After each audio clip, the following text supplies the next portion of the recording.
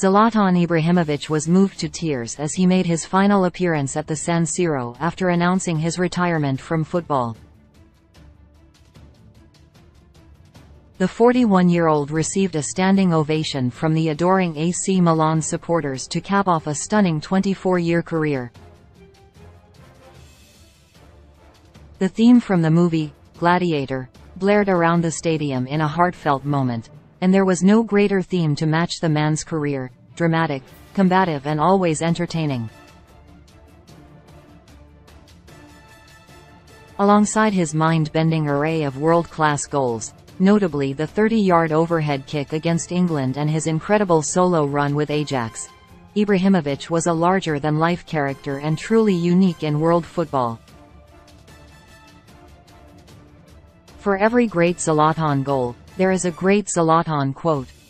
While still unproven, the striker refused to sign for Arsenal after arriving in North London in 2000 and being asked by Arsene Wenger to undergo a trial.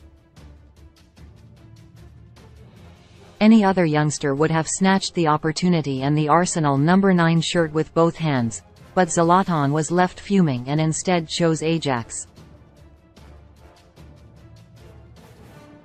"I didn't have a trial. I came for talks with Arsenal," he later recalled. "Arsene Wenger asked me to have a trial with Arsenal when I was 17. I turned it down." Zlatan doesn't do auditions. The Swede went on to play for Europe's biggest clubs after a spellbinding spell at Ajax, signing for Juventus, Inter Milan, Barcelona, AC Milan, Paris Saint-Germain and Manchester United, while winning 14 league titles in the process. But Ibrahimović simultaneously left his mark on each of those clubs in unsavory fashion, regularly being caught up in violent controversy. A feud with Ajax teammate Rafael van der Vaart saw him accused by his captain of deliberately injuring him. Ibrahimović responded by threatening to break both of his legs. Controversy followed him to Milan, where he had a training ground fist fight with teammate Oguchi Onyewu in 2010 after he made a two-footed challenge and headbutted the American. At Milan, he also received a 3-match ban for punching a Bari defender in the stomach, slapped a Napoli player and even kicked teammate Antonio Cassano in the head during a live TV interview. His hardman persona was seemingly something he had developed as a teenager, having put a teammate in hospital with a headbutt aged 13. He picked up a whopping 15 red cards, including one at United for elbowing Tyrone Mings. Dubbed by ex-teammate Jari Litmanen as the craziest person I have ever encountered, the Finn explained how the 6 feet 5 inches powerhouse once drove fellow striker Mido to pick up a pair of scissors as a weapon following a changing room argument at Ajax. And he didn't just antagonize teammates, having revealed a wild story in 2018 of how he ended up in a police chase aged 18 or 19. Ibrahimović explained the shocking story of how he escaped the Swedish police in a Porsche by speeding away and hiding in an underpass. And on the subject of supercars, his most high-profile undoubtedly came against his former Barcelona manager Pep Guardiola, who he told, "You bought a Ferrari, but you drive it like a Fiat." It took Ibrahimović and Guardiola just a few months to become embroiled in a bitter row during the 2009-10 season.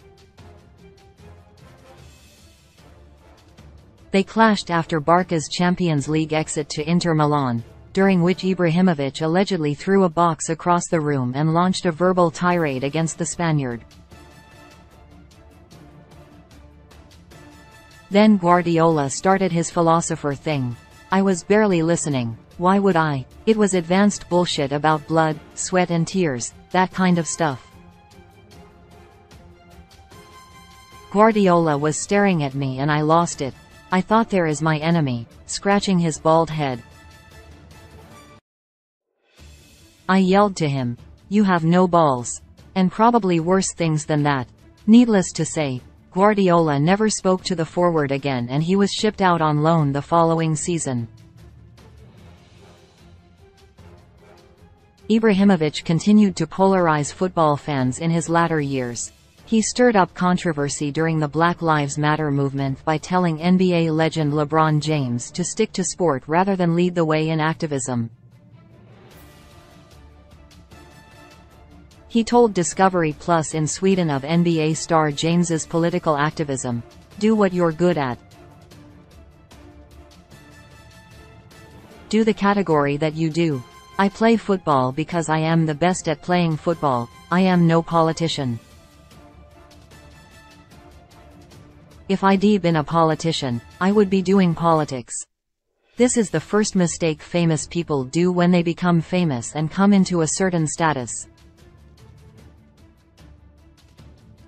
For me, it is better to avoid certain topics and do what you're best at doing, because otherwise it doesn't look good.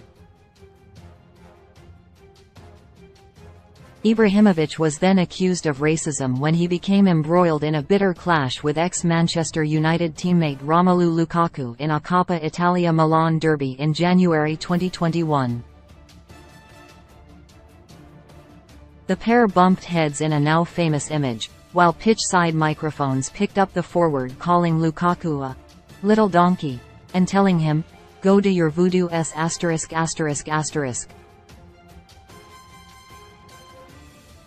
An investigation by the Italian FA found him not guilty of racial abuse and cleared him of a potential 10-match ban.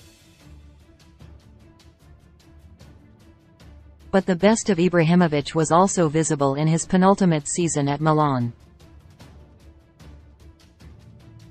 Despite only featuring 27 times in the 2021-22 due to persistent injuries, Ibrahimovic's leadership proved crucial in the Rossoneri winning their first Serie A title in over a decade. He delivered an impassioned, now viral speech in the changing rooms post-game. In true Zlatan style, the veteran yelled, "Now do me a favor. Celebrate like champions. Because it isn't Milan that belongs to AC Milan.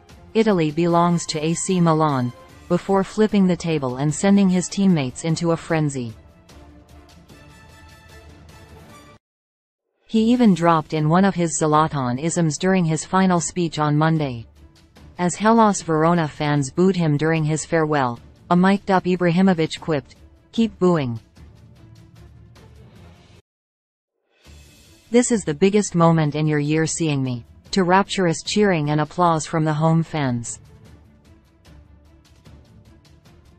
To sum up the career of a man who regularly called himself a god, using his own quote, "There is only one Zlatan."